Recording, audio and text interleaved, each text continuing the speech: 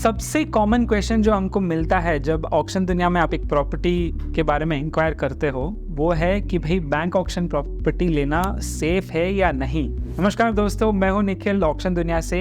इस वीडियो में हम बात करेंगे बैंक ऑक्शन प्रॉपर्टी में जो आप इन्वेस्टमेंट करते हो उसमें क्या क्या चेक करना चाहिए ये इंश्योर करने के लिए कि वो सेफ है, और सेफ्टी लेवल्स कैसे है, क्या क्या चीजें आपको ध्यान में रखनी चाहिए प्रॉपर्टी खरीदने के पहले। हमने बहुत सारे प्रॉपर्टीज को कवर किया है, बहुत सारे प्रॉपर्टीज को आपको बेचा है, और इन प्रॉपर्टीज में हमने क्या क्या इश्यूज देखे हैं। सबसे कॉमन इशू जो हमने देखा है वो है डबल सेल एग्रीमेंट या मल्टीपल सेल एग्रीमेंट। पॉइंट ये है कि बैंक ऑक्शन में प्रॉपर्टी तो रिपोजेस हो गया, पर वो ओनर ने मल्टीपल लोगों को प्रॉपर्टी बेचा है या मल्टीपल बैंक से लोन लिया है, तो इस केस में बैंक का फर्स्ट चार्ज रहता है। थोड़ा लीगल इशू होगा, पर डबल सेल एग्रीमेंट का एक बड़ा इशू है जो हमने देखा है बहुत सारे प्रॉपर्टीज में। इसका आपको ध्यान रखना है। नेक्स्ट आपको ध्यान रखना है एंक्रोचमेंट का।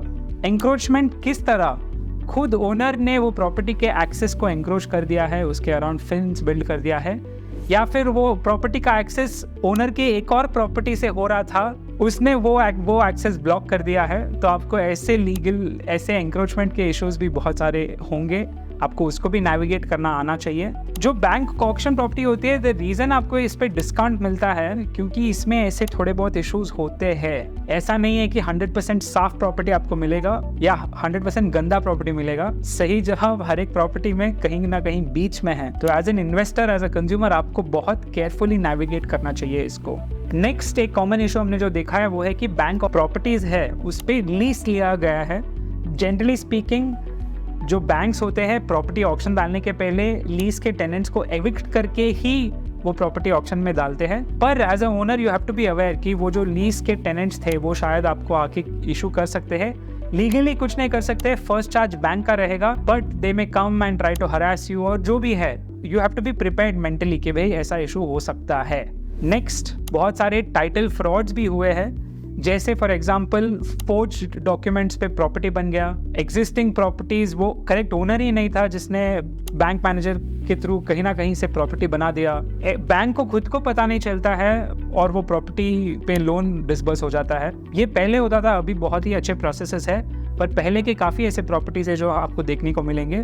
जब हमने लीगल वेरिफिकेशन करवाया है प्रॉपर्टीज़ का, ये भी एक इशू बहुत पॉप आउट हुआ है। ये नेक्स्ट इशू एक पर्सनली मैंने एक्सपीरियंस किया है बहुत अच्छी तरीके से। मेरे घर के पास बहुत ही खूबसूरत प्रॉपर्टी था, पर उसमें से सिर्फ 50% यूज हो सकता है क्योंकि उसमें जोनिंग इश्यूज है, मतलब वो लेक के बहुत करीब है। और bank when they would have given the loan 10 साल 15 साल पहला वो जोनिंग इशू था ही नहीं। सडनली 5 साल पहले वो जोनिंग इशू आ गया, तो वो बंदा कुछ कर नहीं सकता है प्रॉपर्टी के बारे में। बैंक भी शायद ही उसको डीवैल्यू कर पाएगा।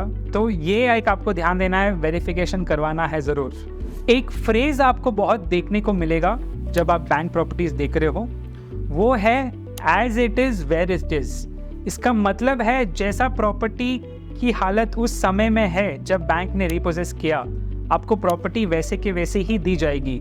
तो ये आपको क्यों बोल रहा हूँ, water bill, electricity bill, property tax, ये सब चीज़ें जो नया ओनर है उसके सिर पे आएंगी।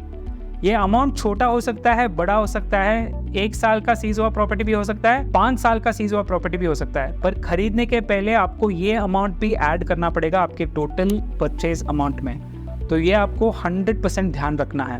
एक बहुत ही क्रिटिकल चीज जो हमने देखी है वो है माइनॉरिटी अलॉटेड प्रॉपर्टीज। ये पहले के थोड़े पुराने प्रॉपर्टीज जिस पे लोन लिया गया, ये हमने देखा है। बेसिकली क्या है कि बहुत सारे प्रॉपर्टीज ऐसे होते हैं जो गवर्नमेंट ने एक अच्छी चीज करने के लिए माइनॉरिटीज को अलॉट किए होते हैं। इस पे ये माइनॉरिटी इंडिविजुअल ने बैंक को कन्विंस करके लोन ले लिया और लोन उसने रीपे नहीं किया तो रिपोजेस हो गई। ऐसे प्रॉपर्टीज में सेल रिस्ट्रिक्शंस हो सकते हैं।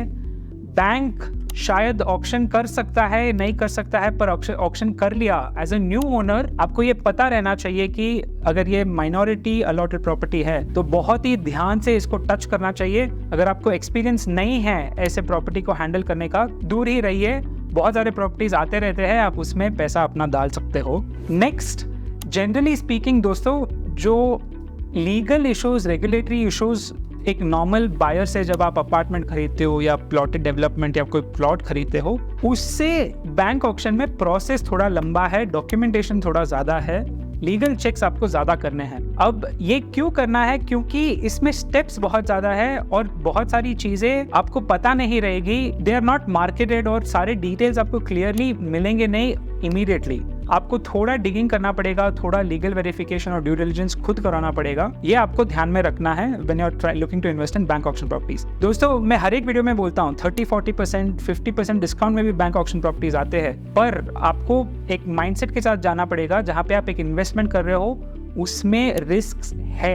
अगर कोई आपको आके बोल रहा है कि रिस्क नहीं है, वो गलत बोल रहा है, झूठ बोल रहा है। 100% रिस्क है, पर आपको वो रिस्क नेविगेट करना आना चाहिए। Generally speaking bank auction properties में डॉक्यूमेंट्स और ये सब डिटेल्स एक्चुअली मिल जाते हैं आपको डिटेल्स में, क्योंकि बैंक को लोन देने के लिए बहुत सारे डॉक्यूमेंट्स कलेक्ट करने पड़ते हैं। ये डॉक्यूमेंट की ड्यू डिलिजेंस और वेरिफिकेशन में अगर आपको कोई इशू आया, द फैक्ट दैट ये है वही एक बड़ी बात है। क्योंकि मैंने देखा है इंडिया में इतने सारे प्रॉपर्टीज जहाँ पता भी नहीं चलता, सालों बाद पता चलता है कि इसमें एक्चुअली कोई इशू था। तो ये आपको ध्यान रखना है। एक और रिस्क जो आपको जनरली देखने को मिलेगा बैंक ऑक्शन प्रॉपर्टीज में, वो है कि फाइनेंसिंग इश्यूज हो सकते हैं। Certain banks they will not touch financing a bank auction property, मतलब आपको फाइनेंसिंग खुद करना पड़ेगा। Generally speaking most banks are okay with it. अगर आपका सिविल प्रोफाइल अच्छा है, अगर अपने बैंक के मैनेजर के साथ रिलेशन अच्छा है, he will be ready to finance any property. Bank auction is just another source. तो ये आपको ध्यान में रख के ही प्लानिंग करना है।